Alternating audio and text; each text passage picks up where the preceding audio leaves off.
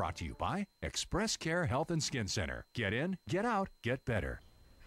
Welcome back to the KUM News edition of Healthy Living. Well, with 2014 coming to a close, many of us are making New Year's resolutions. And I'm here with Dr. Jitka Lom from ExpressCare to share with you how to actually make those resolutions and keep them. So, Doc, now, how much exercise does an individual need to lose weight and keep it off? Because that's you know, every year everybody's like, this year I am exercising. I'm going to lose weight and I'm going to fit that bikini by summer. Yep. So how do we do it? Well, that's a very big question. How much exercise do you need to lose weight? Let's make it a smaller question like that.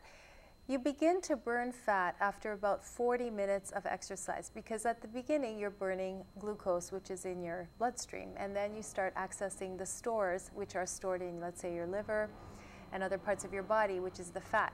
You don't get there until you've done the first 40 minutes of burning the blood sugar. So you can't really break up your workouts either. You can't really do like 10 minutes in the morning and 20 minutes in the evening and expect that to add up, because by then your blood sugar would have accumulated again in your bloodstream. So you need to do a consistent 40-minute plus. When you hit 40, give yourself a pat on the back and keep going, because now you're burning fat. And it should be at least moderate exercise. It's nice to mix it up, make it like a run walk, or some sort of sprint and then walk sort of thing, so that you create bursts of energy burning, because you will be more successful in burning fat that way. So again, to answer the question of how much do you need, it really depends on you and your intake and how much you're trying to lose and all of that. But a rule of thumb is an hour a day if you're trying to lose weight. And make it every day. Just like you brush your teeth and you comb your hair every day, you need to work your body every day. I know many times people say, oh, 3 times a week. That is for physical fitness. That is to have a healthy body and a good heart. But that is not to lose weight. Mm-hmm. So you want to make this very consistent, so that it's something that you do every single day. All right. Now, of course, with exercise comes diet. Yeah. Now, if they're exercising every day, and do they really need to maintain a real strict diet? Well, the diet that I advocate is really very simple, because most people have room in their diet to make some adjustments. And so if you just cut out sugar, you've done yourself a massive favor. If you cut out or reduce at least your rice on this island, you've done yourself a very big favor.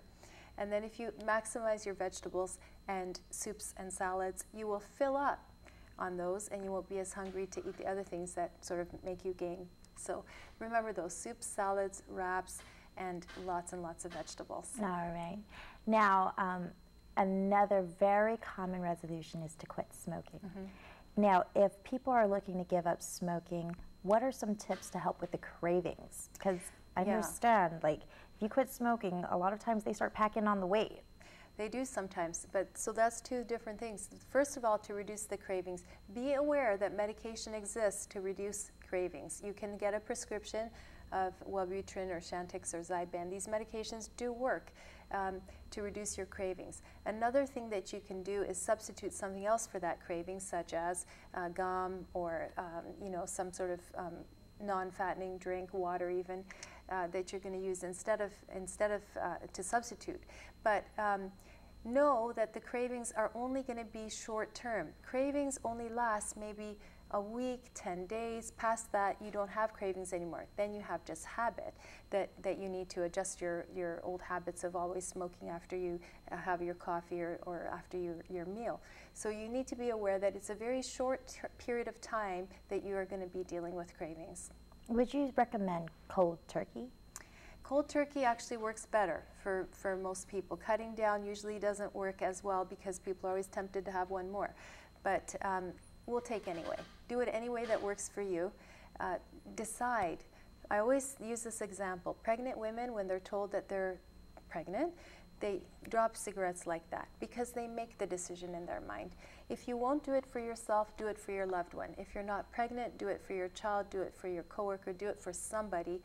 And then you'll have an ally, and you'll have a higher purpose for quitting smoking than just your own body, which is a big enough purpose also. All right. Another big New Year's resolution is stress reduction. Mm-hmm. So what if somebody says, less stress is what I vow for 2015? Do you recommend yoga or Pilates? Well, stress is external and internal, right? So there are certain things that we can't control on the outside that may happen to us that are very stressful. Our response is entirely under our own control. So yoga, Pilates, exercise of any kind reduces your stress because you burn off these stress hormones with the physical activity. Other things that you can do, and really very, very simple, is breathing, just breathing. On your smartphone, you can get an app called Breathe, or there are many other ones that you can plug into for 3 or 4 minutes every day to just practice deep breathing, along with meditation, prayer, and laughter to reduce your stress. All right. Now, we're going back to diet, exercise, and losing weight. Sure. So every year I say I will get in shape. And for the first few months, I'm really good, you know, really strong and motivated. But then by mid-year, I lose motivation. So what can I do to keep that motivation? I'm going to give you 3 tools, okay? The first one is get a head start. You know that you want to do this. Give yourself a running start. The new year's coming up, but you still have a day or so. Start today. You know, so that's tool number 1. Tool number 2 is be aware of the natural progression of things. Anticipate the road ahead. So whenever we change a habit, we have 4 stages. The first stage is enthusiastic beginner. Oh my gosh, we're in the gym, it's January 1st, we're excited, it's all exciting, it's great, it's new. Then after a couple of weeks, we get into stage 2, and that's disillusionment. The scale hasn't changed, my clothes fit the same, I haven't lost any weight, this isn't working, it's been 2 weeks, right? So know that that disillusionment state is going to come, that's guaranteed. So be aware that's just a stage, it's just step 2. Step 3 is building confidence. Once you have hit about the 3rd week, the 21 days of doing anything, you start to build confidence. See, I can trust myself that I really am going to do this. This really is something that I'm committed to. I've got faith in myself and in the process that it's going to happen. Then as you get to about the 90th day of a change program, then you hit the fourth and most wonderful step, which is mastery, where it's in your system. You already know what to do. You don't have to think about it and have that dialogue in your head. You know that conversation that goes, get out of bed, no I don't want to, I'm too tired, I don't want to exercise. You don't have to have that conversation. It's a routine. You wake up, you put on the running shoes, you get outside and you go, because that's what you do. Just like when you comb your hair and brush your teeth, you don't think about it. So remember, you anticipate being excited. Next thing is being disillusioned. Next thing is building confidence, and finally gaining mastery. And the final tool I'm going to give you about changing any habit is begin with the end in mind. Where are you headed? Where do you want to get to? And don't lose sight of that goal. Put pictures in your bathroom or somewhere on your phone, something that's very easy for you to access. Put some power words if you want about, you know, I can do it, yes I can, something. Gain the support of people around you, and don't quit, because when you establish a goal and you know what it is, you are going to get there. All right, thank you so much, Doc. You're welcome. All right, well, don't go anywhere because we